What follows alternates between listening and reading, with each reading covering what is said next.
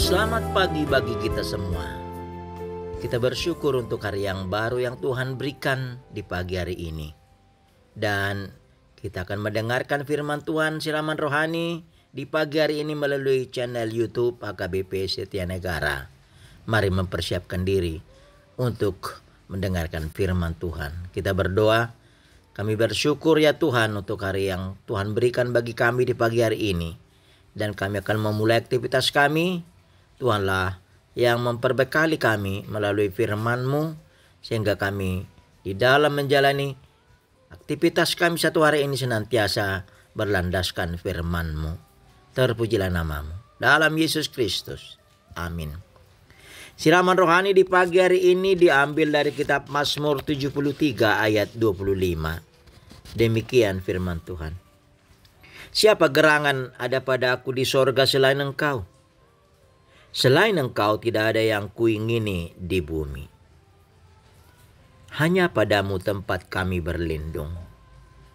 Saudara-saudara kekasih dalam nama Tuhan Yesus Kristus. Seorang fisikawan peraih Nobel yang terkenal bernama Stephen Hawking dengan teori Big Bang-nya pada tahun 2018 telah membuat heboh dunia dengan pernyataannya menyatakan bahwa sorga hanyalah dongeng. Tuhan tidak ada dan tidak ada kehidupan setelah kematian. Pendapatnya menimbulkan pro dan kontra terlebih dalam dunia ilmiah dan yang berkaitan dengan iman percaya. Karena baginya pemahaman tentang sorga hanya dalam analisis, logika dan pikiran semata, serta hanya berdasarkan usaha di dalam mencarinya. Sehingga firman Tuhan di pagi hari ini meneguhkan orang percaya. Hanya pada Tuhan semata yang menjadikan sorga tempat dan perlindungan dari orang yang percaya dan yang telah ditebusnya. Saudara-saudara kekasih dalam nama Tuhan Yesus Kristus. Perikop dalam Mazmur 73 ini berkaitan dengan pergumulan dan penghargaan. Bagi yang percaya bahwa Allah itu Maha Kuasa, Maha Kasih dan Maha Tahu akan menyaksikan bahwa Tuhan adalah baik. Kendati dia bergumul melihat orang-orang fasik yang seolah-olah dalam hidupnya mengalahkan segala kebaikan dan keyakinan atau iman percaya. Namun hidup dalam hikmat dan pengetahuan dari Tuhan, yaitu tetap berada dalam tempat kudus Allah, serta memperhatikan kesudahan orang-orang fasik.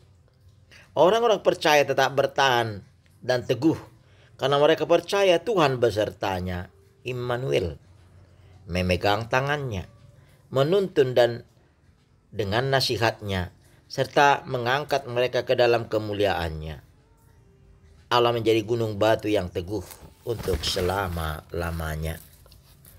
Saudara-saudara kekasih dalam nama Tuhan Yesus Kristus, sorga bukan sekedar tempat, waktu, peristiwa dan destinasi hidup orang percaya. Surga adalah hidup orang yang mengendalikan hati dan dituntun oleh Roh Kudus. Sebagaimana nyanyian yang pernah kita nyanyikan. Pasu-pasu na gudang rohana sonang. Sehingga memurnikan hati. Sebagaimana dalam firman Tuhan dalam Amsal.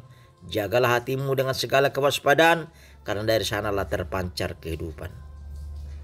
Akan menghadirkan hati yang bersyukur, yang hidup dalam buah-buah roh, dan menjadi sahabat Allah yang berada dalam rancangan dan sukacita, serta kebahagiaan surgawi.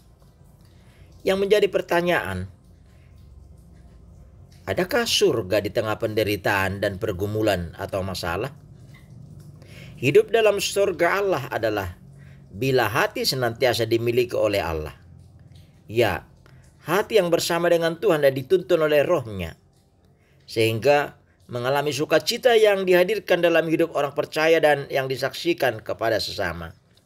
Tugas orang percaya yaitu menghadirkan surga dalam kehidupan dan mengalami realita hidup yang dikuasai dan dikendalikan oleh Tuhan. Sehingga mengalami hidup surgawi bersama Tuhan, yaitu masuk dalam rancangan dan rencana Tuhan dan hidup seturut dengan iman dan pengharapan serta kasih. Tuhan menghadirkan sorga atau kerajaan Allah dalam kehidupan orang percaya melalui pengalaman peristiwa sebagaimana kesaksian Tuhan berkuasa atas hidup. Sejarah adalah cerita tentang Tuhan. Sorga adalah kepastian dari Tuhan yang memberikan iman yang bertumbuh dan berbuah. Bagaimana Paulus dalam Filipi 4 ayat 13 mengatakan, segala perkara dapat kutanggung dalam Dia yang menguatkan aku.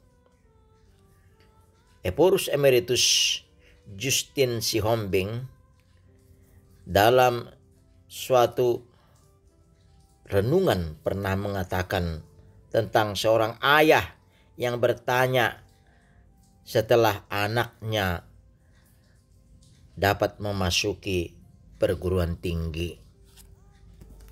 Dia bertanya, "Apa kelak yang akan kau tuju?"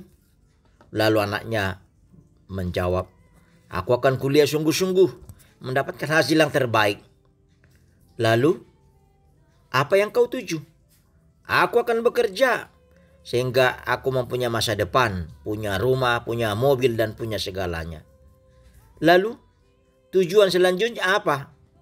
"Aku akan berkeluarga, mempunyai istri, mempunyai anak, dan selanjutnya membesarkannya, serta membawa anak-anak sebagaimana aku yang memenuhi cita-citaku, maka anak-anakku akan memenuhi cita-citaku." "Lalu selanjutnya apa?" "Aku akan menjadi tua dan akan menjaga cucu-cucuku." Namun pada bagian terakhir, ayah menangkap dan memegang erat-erat setelah menggoncang tubuh anaknya. "Apa yang kau tuju?"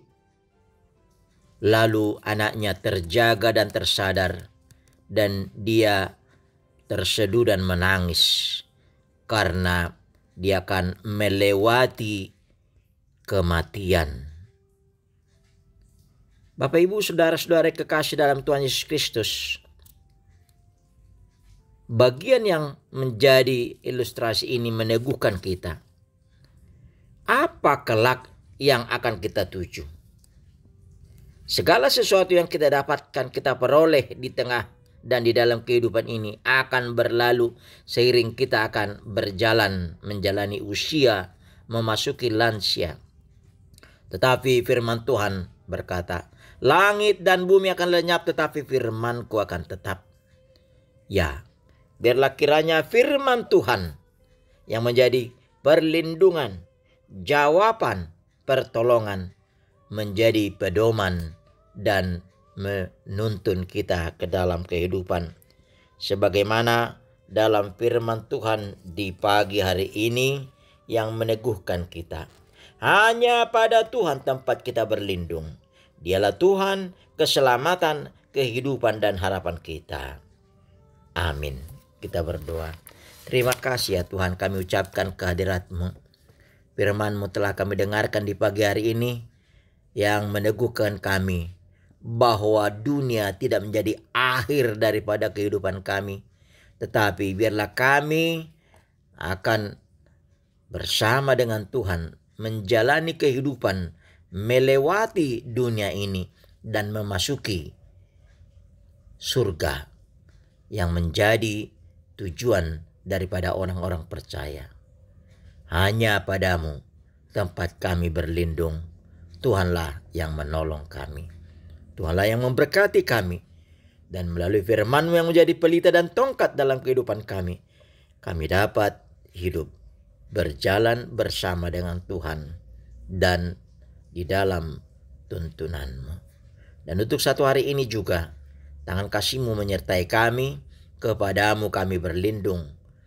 Dan biarlah kiranya dengan segala pekerjaan, dengan segala perjalanan, dengan segala pergumulan atau apapun yang berada dalam kehidupan kami yang kami alami dan kami hidupi, Tuhan, kepadamu kami berlindung.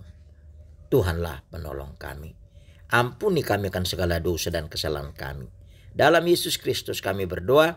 Anugerah Tuhan Yesus Kristus, kasih setia Allah Bapa, dan persekutuan Roh Kudus menyertai-Mu. Amin. Mari Bapak, Ibu, Saudara-saudari, kita berjalan beserta dengan Tuhan yang menjadi tempat perlindungan kita. Tuhan memberkati. Shalom.